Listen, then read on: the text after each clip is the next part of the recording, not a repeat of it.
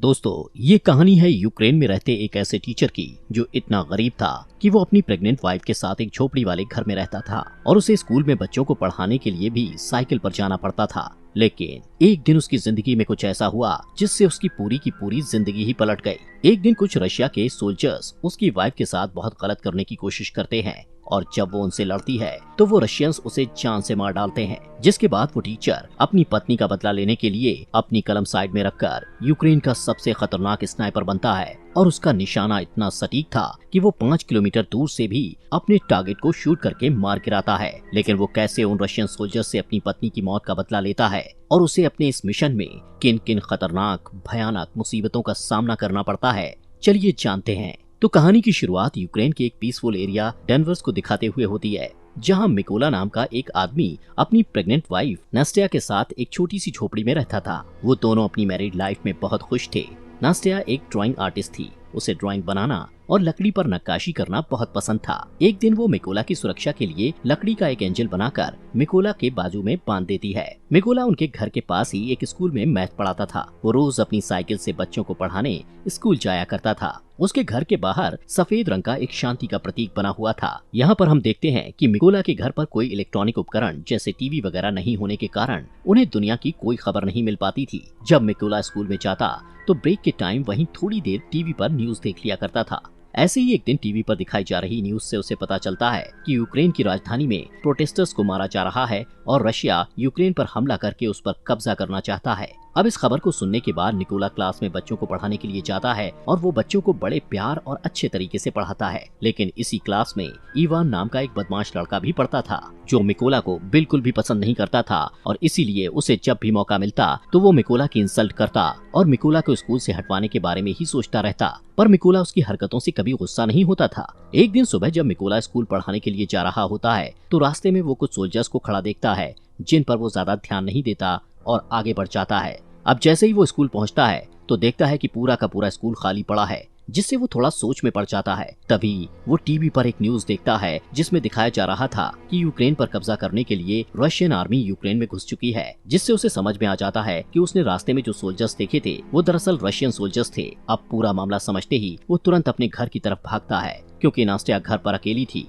लेकिन अब बहुत देर हो चुकी थी क्योंकि रशियन सोल्जर्स उसकी पत्नी को पकड़कर पीट रहे थे और जब मिकोला अपनी पत्नी को बचाने की कोशिश करता है तो रशियन सोल्जर्स उसे भी पकड़कर मारने लगते हैं। मिकोला उनसे रिक्वेस्ट करता है कि मेरी पत्नी प्रेग्नेंट है, इसलिए तुम लोग प्लीज उसे मत मारो। ये सुनकर रशियन सोल्जर उनके घर को आग लगाकर वहाँ से जाने लगते हैं। अब अपने घर को जलता हुआ देख नास्टिया गुस्से में आकर रशियन सोल्जर्स पर जैसे ही पत्थर मारने लगती है तो एक रशियन सोल्जर उस पर गोली चलाकर उसे मार डालता है। मिकोला अपनी वाइफ की बॉडी के पास बैठकर फूट फूट कर रोने लगता है। कुछ घंटे बाद 2 यूक्रेनी सोल्जर्स मिकोला के पास आते हैं और उसकी पहचान करने के बाद उसकी पत्नी नास्टिया के लिए दुख प्रकट करते हैं और उसके लिए कब्र खोदकर मिकोला को कहते हैं कि अपनी पत्नी को यहाँ दफना दो। मिकोला अपनी पत्नी को उस कब्र में दफना देता है। अब क्योंकि रशियन सोल्जर्स ने उसके घर को जला दिया था और उसकी पत्नी को भी मार डाला था, इसलिए अब वो बदले की आग में जल रहा था कि कब वो रशियन सोल्जर्स से अपनी पत्नी की मौत का बदला लेगा। इसलिए वो यूक्रेन सोल्जर्स को रिक्वेस्ट करता है कि मुझे भी अपने साथ ले चलो और मैं भी यूक्रेन आर्मी में शामिल होना चाहता हूँ। ये सुनकर यूक्रेनी सोल्जर्स उसे अपने साथ मिलिट्री बेस में ले जाने लगते हैं। लेकिन जाने से पहले मिकोला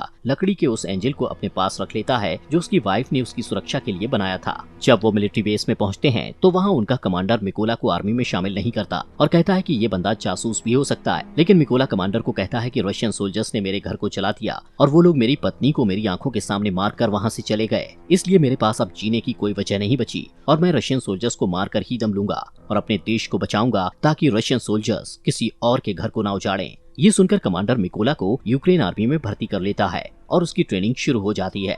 मिकोला को बंदूकों के बारे में कुछ भी नहीं पता था और जब बाकी के सोल्जर्स बंदूकों को असेंबल कर रहे होते हैं तो मिकोला उनके सामने सबसे स्लो बंदूक असेंबल करता है, जिससे सभी सैनिकों को लगता है कि वो कभी भी एक अच्छा सोल्जर नहीं बन पाएगा। लेकिन मिकोला अपना पूरा फोकस ट्रेनिंग पर लगाता है ताकि वो जल्द से जल्द एक अच्छा सोल्जर बन पाए। और ऐसे ही एक दिन जब वो ट्रेनिंग कर रहा होता है तो वो अपने सीनियर्स को कहता है कि मुझे मिकोला कहकर मत बुलाओ। वो अपना कोड नेम रेवन रखता है, जिस पर उसके सीनियर्स उस पर हंसते हैं और उसे कहते हैं कि कोड नेम ऐसे ही किसी को नहीं मिलता, उसके लिए बहुत मेहनत लगती है। जिससे मिकोला अपनी पूरी कोशिश से ट्रेनिंग में लगा रहता है। रात को जब सभी सिपाही सो रहे होते थे तब भी मिकोला अकेले ही अपनी प्रैक्टिस जारी रखता था। एक दिन उसका कमांडर उनको बताता है कि हमारे पास स्नाइपर्स की कमी है, इसलिए तुम लोगों में से कौन कौन स्नाइपर बनना चाहता है। जिसे सुनकर बहुत ही कम लोग अपना हाथ उठाते हैं, लेकिन इनमें से एक मिकोला भी था, जिसे देखकर सभी हंसने लगते हैं। कमांडर उससे कहता है कि तुम्हें तो बंदूक भी असेंबल करनी नहीं आती, तुम कभी भी स्नाइपर नहीं बन सकते।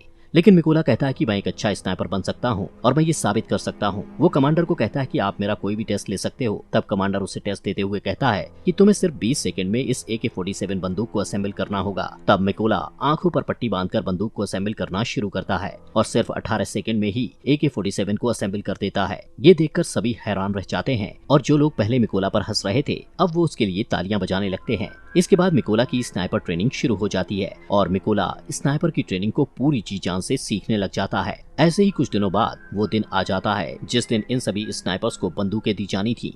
यहाँ पर बाकी सभी स्नाइपर्स को बंदूक का नया और बेहतरीन मॉडल दिया जाता है, लेकिन वहीं मिकोला को एक पुराने मॉडल की बंदूक जो कि सही से काम भी नहीं करती थी वो दी जाती है। अपने साथ ऐसा भेदभाव देखते हुए मिकोला अपने सीनियर से कहता है कि सर मुझे भी नए मॉडल की बंदूक दीजिए। जिस पर उसका सीनियर उसे गुस्से से कहता है कि पहले तुम्हें प्रूव करना होगा कि तुम एक अच्छे स्नाइपर हो, उसके बाद तुम्हें नए मॉडल की बंदूक मिल जाएगी। जिसके लिए मिकोला तैयार हो जाता है। अब इन सभी स्नाइपर्स की लास्ट ट्रेनिंग शुरू होती है, जिसमें उन्हें सबसे पहले सीनियर सभी स्नाइपर्स को बताता है कि जब तुम लोग अपने दुश्मन पर छुपकर निशाना साध रहे होगे तब तुम लोगों को चाहे जो भी परिस्थिति आ जाए बिल्कुल भी हिलना नहीं है और सिर्फ अपने टारगेट पर फोकस करके उसे शूट करना है। इसके बाद सीनियर एक एक करके सभी स्नाइपर्स के पास शूट करने लगता है और जो भी सोल्जर गोली लगने के डर से जरा सा भी हिलता है तो उसे ट्रेनिंग से बाहर कर दिया जाता है। ऐसे ही जब मिकोला के पास सीनियर गोली चलाता है तो वो अपनी जगह पर ही निडरता से लेटा रहता है। यहाँ पर मिकोला अपने टारगेट पर उसी पुरानी बंदूक से निशाना लगाने की कोशिश करता है, लेकिन तभी इनका सीनियर उसे कहता है कि तुम्हें सिर्फ एक ही बार अपना टारगेट देखने को मिलेगा।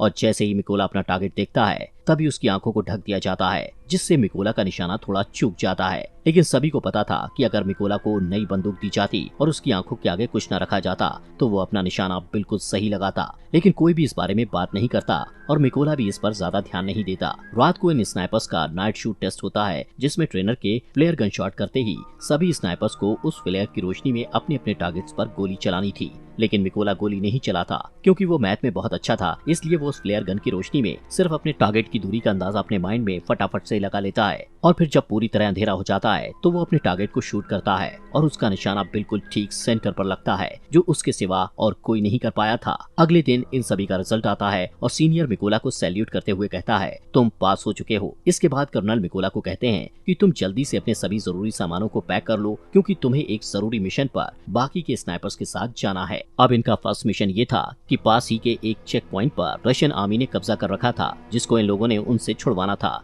इसलिए मिकोला अपने साथी स्नाइपर्स के साथ उस एरिया में घुस जाता है और सभी अपनी गन पोजीशन ले लेते हैं। यहाँ पर इन सबको एक एक टारगेट दिया जाता है। जैसे ही ये लोग रशियन आर्मी पर शूट करने वाले होते हैं तो ये देखते हैं कि एक गाड़ी चेक पॉइंट की तरफ जा रही होती है, जिससे कर्नल सबको शूट न करने के लिए बोलते हैं। वहीं रशियन आर्मी उस गाड़ी को रोक लेते हैं जिसमें एक कपल कहीं पर जा रहा था। रशियन आर्मी उन्हें गाड़ी से बाहर निकालकर उनका पासपोर्ट लेकर अपने पास रख लेते हैं और उन्हें काफी बुरी तरह से टॉर्चर करने लगते हैं, जिसे देखकर जैसे ही कर्नल स्नाइपर को शूट करने के लिए कहता है तो एक ही झटके में सभी स्नाइपर्स अपने अपने टारगेट को शूट करके निपटा देते हैं। अब इन स्नाइपर्स का पहला मिशन सक्सेसफुल हो गया था, इसलिए ये सभी खुशी खुशी वापस बेस में आते हैं। तब मिकोला वहाँ देखता है कि उसके बाकी के साथी बेस में नहीं है और जब वो इसके बारे में पूछता है तो उसे पता चलता है कि वो एक दूसरे मिशन पर गए हुए हैं। यहाँ पर मिकोला को ये भी पता लगता है कि उस मिशन पर उसके कई साथी मारे गए हैं और उन सबको एक ही स्नाइपर जिसका नाम सेरी है उसने मारा है, जो रशियन आर्मी का सबसे बेहतरीन स्नाइपर है। कुछ दिनों बाद इनका नेक्स्ट मिशन शुरू हो जाता है, जिसके लिए सभी स्नाइपर्स उस जगह पर पहुंच जाते हैं जहां पर रशियन आर्मी कब्जा करने के लिए आने वाली थी।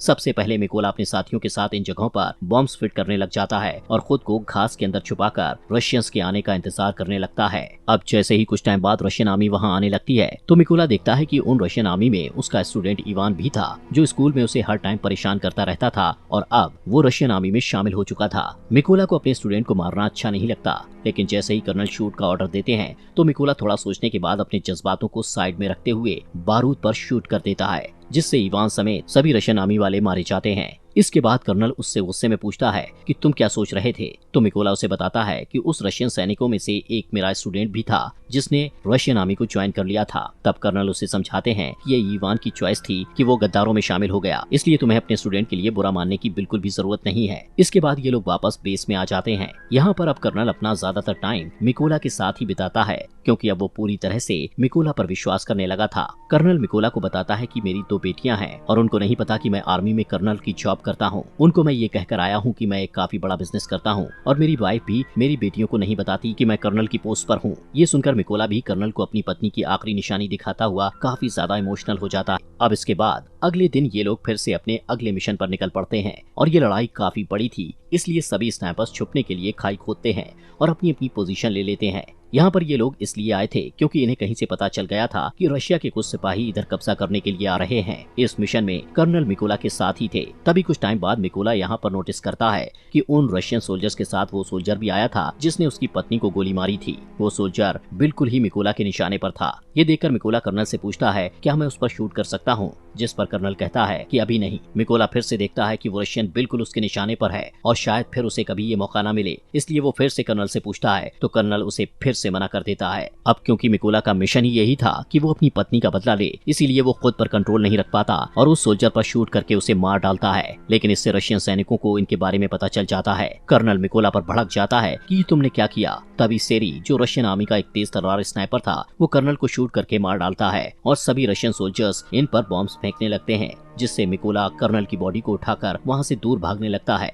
लेकिन कुछ देर बाद वो रशियंस की रेंज से बाहर चला जाता है। मिकोला वापस बेस में आता है, लेकिन वो बहुत उदास था क्योंकि उसकी गलती की वजह से कर्नल मारा गया था। मिकोला अब ये कसम खाता है कि वो सेरी को कहीं से भी ढूंढकर उसे मार देगा और कर्नल की मौत का बदला लेगा। इसीलिए वो अगले मिशन के लिए अकेला ही निकल पड़ता है। थोड़ी दूर जाने के बाद उसे कुछ रशियन स्नाइपर्स की लोकेशन पता चलती है, जिससे वो अपने टारगेट फिक्स करके एक रशियन स्नाइपर को शूट करके मार गिराता है। लेकिन तभी दूसरा रशियन स्नाइपर मिकोला पर शूट करता है, जिससे मिकोला के हाथ को गोली छू कर निकल जाती है और वो घायल हो जाता है। लेकिन फिर भी मिकोला उस स्नाइपर को शूट करके मार गिराता है। अब क्योंकि मिकोला जख्मी था, तो इसलिए वो एक सीक्रेट अड्डे पर जाकर अपने जख्म के ठीक होने का इंतजार करता है। तभी आर्मी हेड उसे कॉल करके कहता है कि हमारी आर्मी ने उस स्नाइपर का पता लगा लिया है जिसने कैप्टन को मारा था। हेड मिकोला को कहता है कि तुम जल्दी से बेस पर आ जाओ, जिससे मिकोला बेस में पहुंचता है। अब मिशन शुरू होने से पहले सभी सैनिकों को सारी जानकारी दी जाती है कि उस स्नाइपर की गोलियां बहुत दूर तक जाती हैं। उसने अब तक 5 सबसे कारगर यूक्रेनी स्नाइपर्स और 3 मशीन गनर्स को मार गिराया है और उस स्नाइपर का नाम है सेरी। हेड उन सबको ये भी बताता है कि सेरी पहले यूक्रेनी सोल्जर्स को मारता है और फिर उनकी फोटोज और वीडियोस को रिकॉर्ड करके इंटरनेट पर पोस्ट कर देता है, ताकि वो यूक्रेनी लोगों और खासकर यूक्रेनी आर्मी का मनोबल तोड़ पाए और वो हार मान ले। सेरी के पोस्ट इंटरनेट पर डालने से यूक्रेन आर्मी को उसकी लोकेशन का पता चल गया था।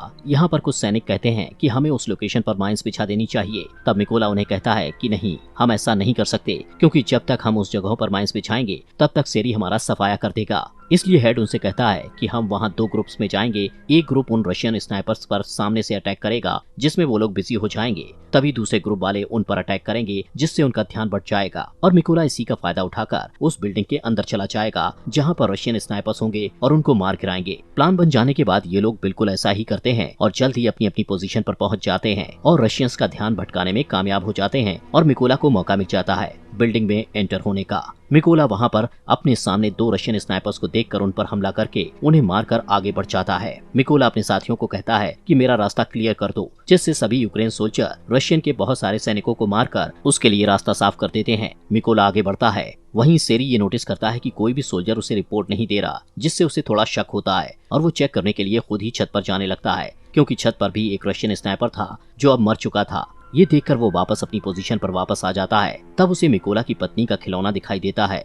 उसी वक्त मिकोला ऊपर से कूदता है और सेरी को मार डालता है। तभी एक और रशियन स्नाइपर को थोड़ी आवाज आती है, जिससे वो अलर्ट हो जाता है। लेकिन मिकोला उसी टाइम उसके पास एक ग्रेनेड फेंकता है और अब उस स्नाइपर का भी काम तमाम हो जाता है। लेकिन यहाँ पर हम देखते हैं कि सेरी जब ऊपर छत पर चेक करने गया था, तो उसने अपने रशियन आर्मी से फोन करके बैकअप बुलाया था, इसलिए अब रशियन आर्मी वहाँ पर आ रही होती है। उन लोगों को नहीं पता था कि सेरी मारा जा चुका है, इसलिए वो सेरी को कॉल करके कांटेक्ट करते हैं। लेकिन कॉल मिकोला उठाता है और कहता है कि तुम लोगों का अब टाइम खत्म हो चुका है। ये कहकर वो ट्रक के ड्राइवर को शूट कर देता है, जिससे सभी रशियन सिपाही ट्रक से बाहर निकल जाते हैं। लेकिन उन्हें नहीं पता था कि यूक्रेन के स्नाइपर्स ने पहले ही उन पर निशाना साध रखा था। तभी सभी यूक्रेनी स्नाइपर्स उन पर गोलियों की बारिश कर देते हैं और मार डालते हैं। अब सभी को मारने के बाद मिकोला अपनी पत्नी की कब्र पर जाता है और उसे उदास भरे मन से कहता है कि मैंने अपने दुश्मनों से बदला ले लिया, लेकिन मुझे अब अपने देश की सेवा करनी है, इसलिए मुझे जाना होगा। इतना कहते हुए वो अपने अगले मिशन पर निकल पड़ता है और यहीं पर ये शानदार मूवी खत्म हो जाती है।